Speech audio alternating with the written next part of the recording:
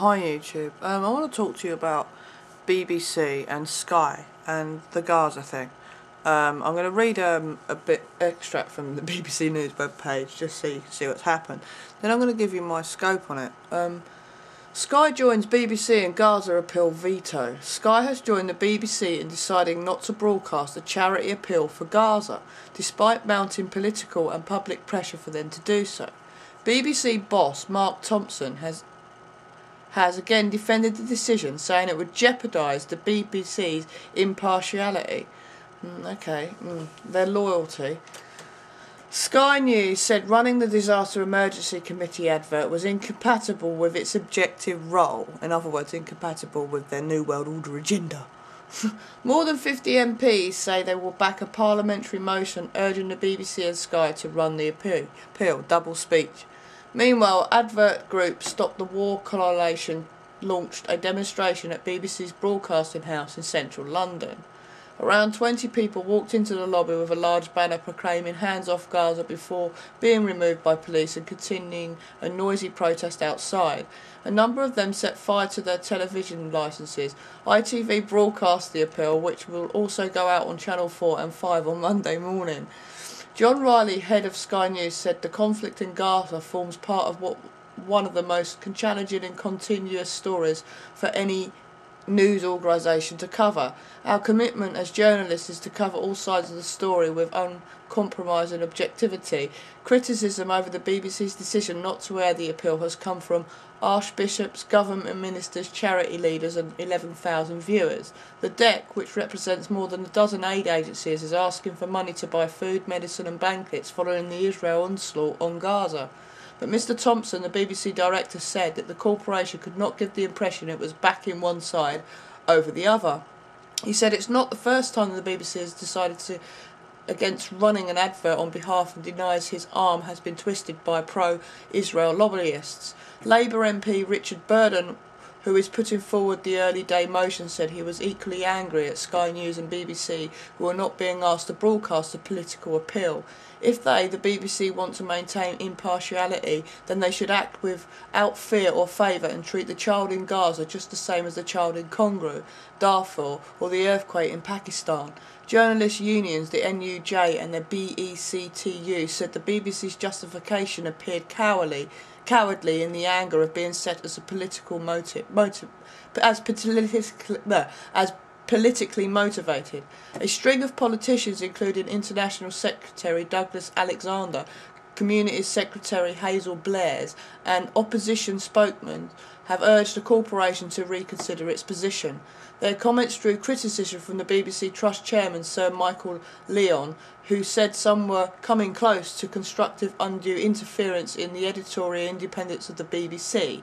He was backed by John Whittingdale MP, the Conservative Chairman of the Commons Culture Select Committee. Shadow Culture Minister Ed Veazey also said that BBC was right to be cautious, saying the BBC's very rarely, if ever, broadcasts an appeal from a war zone. The trouble with broadcasting an appeal from a war zone is that there are two sides to the argument, and that what I think we're seeing here, he added. The Church of England also waded into a row with the Archbishop of York, appealing for the BBC to consider humanity, not impartiality, and show the film. The UN Relief and Works Agency, the largest humanitarian organisation working in Gaza, said there was a huge and overwhelming need for aid. It describes the situation as a political crisis and grave humanitarian consequences, and estimate the costs of rehabilitation and repair at $345 billion or 257 million sterling, which two-thirds currency unfunded. Now, BBC is government television, okay? In England, you have to have a BBC TV licence. British Broadcasting Corporation, which is run and owned by the government, okay? Sky, which is owned by Rupert Murdoch, I think. ITV, Channel 4 and Channel 5, I think, are independent from the Rupert Murdoch umbrella. Okay, I'm not 100% sure, but I've got a funny feeling they are. Now, the fundamental difference with BBC is that it doesn't have advertising. It earns its money from TV licensing. Now, everyone in the country has to pay a TV licence, near enough.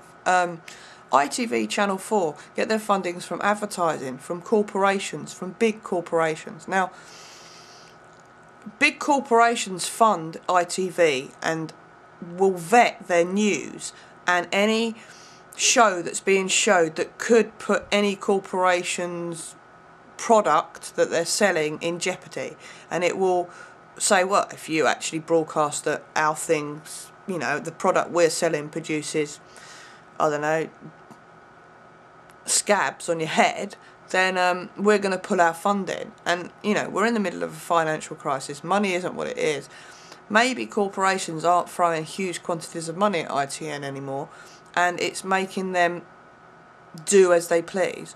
Or it's a complete government spin-off to get two channels arguing in order to put out the fallacy that, you know, that the news always tells you crap. There's something hidden within this, in the sense of why they're doing it. They want public reaction. They want you to react with the anger thing at BBC in order to come out with a solution for some reason. There's something that's there, I'm not sure. It's also sort of putting across the fact that the BBC kind of support what Israel's doing in a way.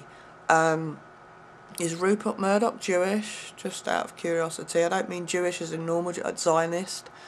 I don't know, all this religious crap. Why are people arguing about who they bloody believe in?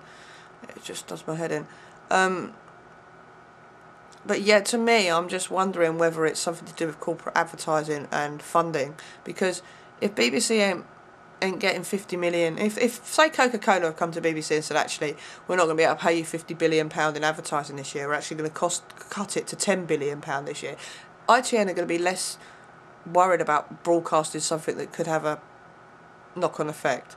Do you know what I mean? And I think the reason why BBC is maybe refusing to broadcast it is in the hope that ITV and Channel 4 will follow in suit, so they don't look like the bad guys. You know, I don't know what people are thinking on this, but I think it's something that we need to look into, you know, what's really being said. Let's step back and look at the picture. Anyway, I'm going to go now because it's probably been about half an hour. So peace, love and light.